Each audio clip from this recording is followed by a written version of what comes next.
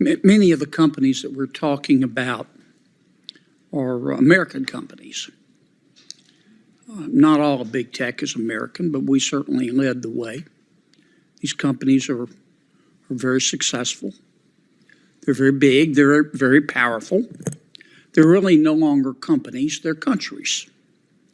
And they're going to oppose any of this type legislation. It's why virtually nothing with respect to big tech has passed in the last 5 years.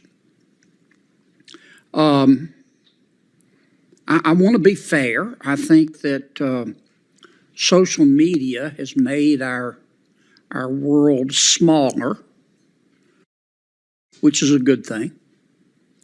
But it has made our world coarser. And if I had to name one fault, it wouldn't be the only one, but I would say that social media has lowered the cost of being an a-hole. People say things on social media that they would never say in an interpersonal exchange. Adults, even though it's depressing sometimes, can deal with that. It's hard for young people. We've talked about a number of problems that are presented by social media: data, privacy, sexual exploitation, but also mental health, and the impact that I think it's clearly having on particularly young women in the Gen Z generation, 10 or 11 to 25 and 26. They're living their lives on social media. And they're not developing interpersonal relationships. It's making them very fragile. It's reaffirming this culture of victimhood. They're not getting ready for the world. So let me cut to the chase. I'll start with am I saying it right, Golan? Golan, I apologize. For young people, defined as people under the age of 16, should we just abolish social media for them? Don't let them access it? You know, things are so serious that Give me some quick answers, because I'm going to go down the line. We should consider all options, but I think we should focus. It makes more sense to focus on a duty of care and changing how these platforms operate. Practically keeping kids off under 16 may be impossible. And I would also say it's not just social media. A lot of these things happen on video game platforms as well. You think it'll really be easy to change the attitudes of these social media companies? If you create a duty of care and you limit the data that they can collect. Right. I think they have a duty to care already. What about you, Doctor? I think we desperately need to educate parents. I know we need to educate, but should we just tell kids, look, it's a lot like alcohol. This stuff is addictive, and until you're 16, you can't access social media. There are benefits that also come from social media, and I don't know whether it's realistic to keep kids off of it completely. I think practicing moderation with close parental supervision, with substantial education coming from the school. Here's a news flash for you. A lot of parents don't care, Doctor. Mr. Mazzaro? Yep, Senator. Basically, there should be something. If I bought a phone tomorrow, there should be at the very least, a terms of agreement. I can't even access that phone until I go through a 3-minute or 5-minute video. Okay. Mr. Laney? An acknowledgement that when you build a tool that allows adults and children to communicate with one another or find connections, that there is a duty of care to ensure that you're creating a safe environment for those kids. Well, I think there's clearly a duty of care. The issue is how to enforce a duty of care. Go try to pass a bill enforcing that duty of care in the United States Congress and see what the reaction from big tech is.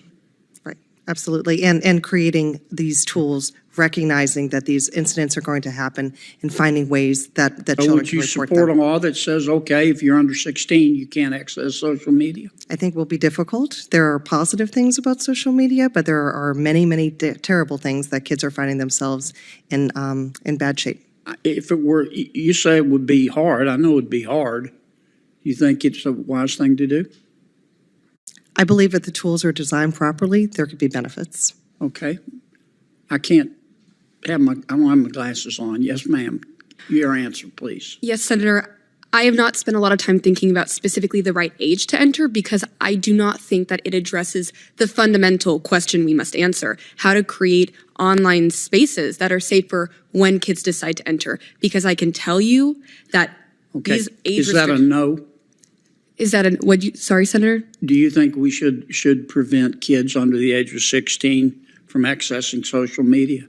I think that we should spend more time looking at how to make those platforms safer because kids will circumnavigate age restrictions. And I agree with Ms. Lemke as well. I think that safeguards is the way to go. If we look historically at the automobile industry, it was not safe, but we brought in seatbelts, airbags, and now it is much safer. And we can do that with this industry. Okay, thank you. Senator Klobuchar. Thank you very much, Mr. Chair. So thank you so much. This has been an incredible hearing. And as you know, I'm involved in this issue. I thank Senator Blumenthal and for his work and Senator Blackburn and so many others. So I would agree we need rules of the road. We need rules of the road for everything from the what we're talking about here for kids to privacy to competition because there's just no rules of the road. As Senator Kennedy has expressed, we have tried in many ways and passed a number of bills in this committee. I believe one of these days they're going to start to pass because these social media companies have stopped everything in their tracks that we have tried to do. And I think it is important, I guess I would start with that, that they are companies and they are media corporations, basically. And I try to explain to people that if you put something online or put it on one person does it, that's bad, that's one thing. But or if you yell fire in a crowded theater, okay, that's on you. But if the multiplex were to take that yelling fire and put it in all their theaters with an intercom so everyone could hear it, that's a whole nother thing. And that's a problem that hasn't been solved when it comes to these companies. They are profiting off the repeating of this information and the spreading of this information. So, Mr. Golan, I just ask you this. In addition to setting the rules of the road that we want to do, when we talk about auto companies and all of these other areas, at some point people have been able to sue them for problems. And right now these companies are completely immune. Do you want to get at that and talk about your views on that? Yeah, I think that's a huge piece of the equation is the ability of parents and young people themselves to hold these companies accountable. Kristen talked about her lawsuit being thrown out. We work with Tawana Anderson, whose 10-year-old daughter died after attempting the viral choking challenge, which TikTok put into her For You feed. It's not something she was searching for. TikTok's decided that this was the piece of content that would be most appealing to her at that time. And their case was thrown out of court for Section 230 reasons as well. Right. So, okay, I just want to make that clear. The rules are good, but I'm telling you, if you just pretend that they are a loftier than any other company class that can't be sued for anything, we're never going to get a lot of these things done. So let's be honest about that. The Respect for Child Survivors Act.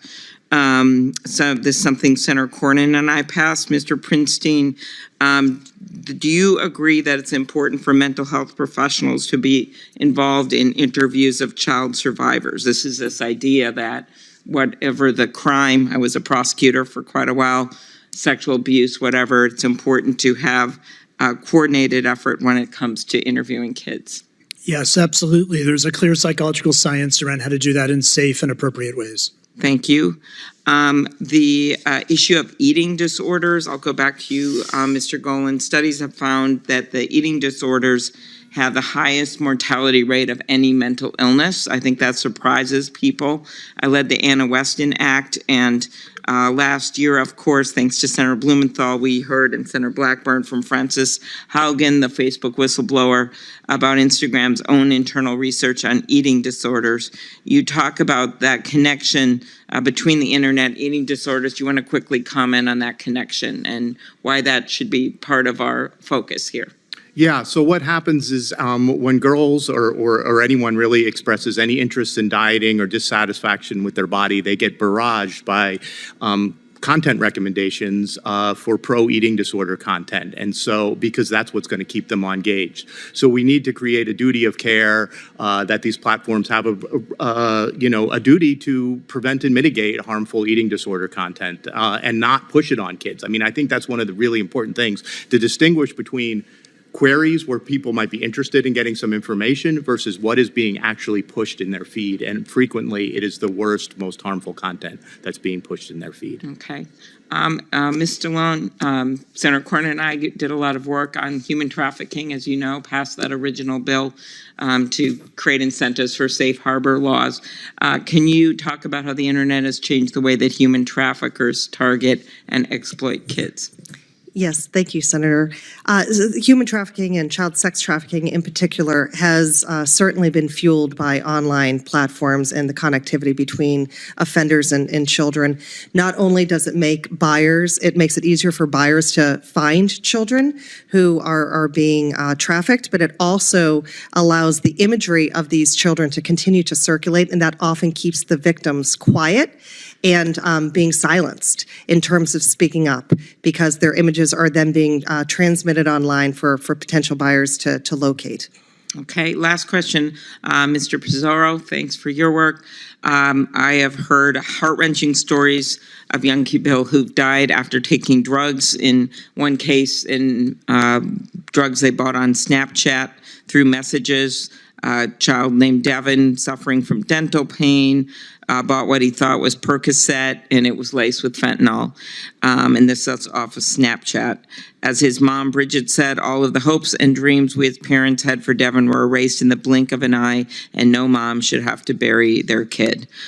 Could you talk about whether or not the social media companies are doing enough to stop the sale of drugs to kids online? The social media companies aren't doing anything, period. I think that's part of the problem, and that comes to drugs as well. There's no moderation. Again, they're not looking at things specifically. They're not looking, again, you can't, from a communication standpoint, but that's what they're promoting, the social media, the interaction of people. So to my opinion, is that we haven't seen anything, and we haven't seen any help from them. All right, thank you.